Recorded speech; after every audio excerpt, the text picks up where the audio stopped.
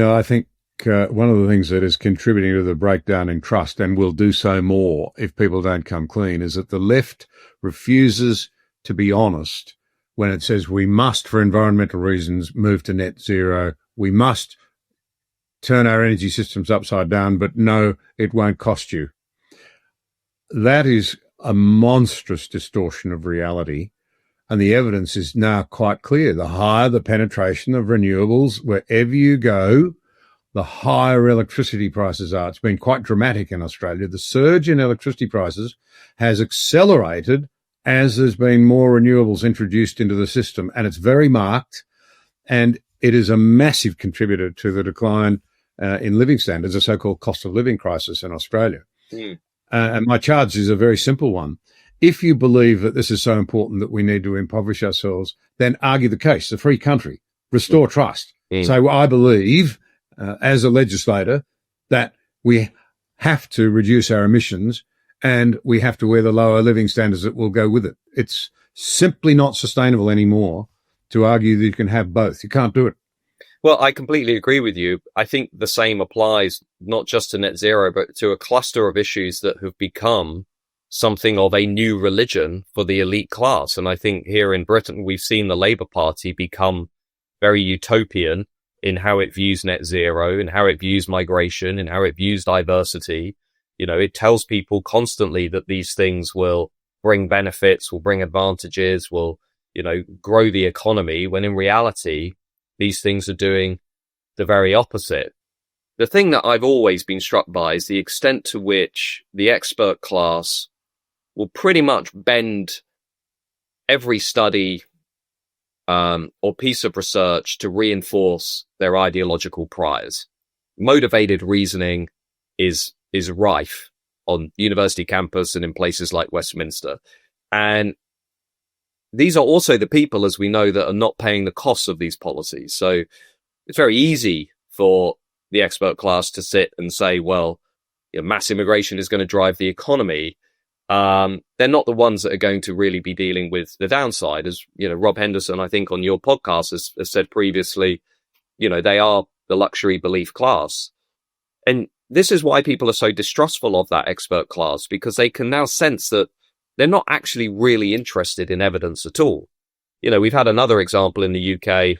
We had the Supreme Court judgment recently, which confirmed what many of us have argued for many years, which is that the definition of a woman is biological and is based on biological sex. And the immediate reaction to that from the British Medical Association, the BMA, a kind of collection of junior doctors and medical professionals, was to basically protest the judgment by the UK Supreme Court, saying it basically didn't believe it.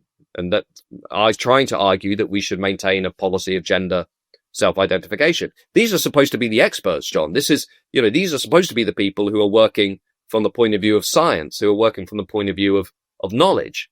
I look at Home Office ministers, interior security ministers here in Britain, lying to people on TV, saying, well, actually, our policy when it comes to the borders, we're lowering the number of illegal migrants. Our plan is working. When, as you and I talk now in 2025, the number of small boats crossing into the UK is up 40% on the same time last year in 2024. It's up 80% on the same time in 2023. But the expert class are out there saying, well, our plan is working. We're improving things.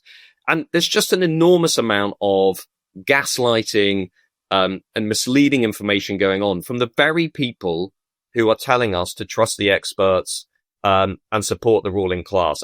When people see this playing out, this level of dishonesty, level of gaslighting, that is why trust in the system is collapsing, because they can see there is this officially approved narrative which tries to stigmatize and shut down alternative viewpoints, which tries to expand concepts like far right, which tries to expand terms like hate to shut down criticism. The Labour government is about to bring in a new definition of Islamophobia in the UK based on a definition that was developed in 2018. And John, that definition in the report that was released that put forward this definition of Islamophobia specifically mentioned discussing the grooming gangs, the rape gangs, as an example of Islamophobia. So if you and I were having this podcast, let's say a year from now, when this new definition is in play, and I'm sat here saying to you, well, John, let me tell you about the Pakistani Muslim rape gangs. In theory, under this definition, somebody could say, well, Matt Goodwin's being Islamophobic. We're going to lodge a hate crime against him for saying that. This is the level that we are now at in the UK, and it is deeply chilling. And it's fueling this distrust, this kind of complete collapse of faith that the system is interested in evidence, interested in knowledge, has people's best interests at heart, and is actually upholding the traditions of individual liberty and free speech that have long defined these islands.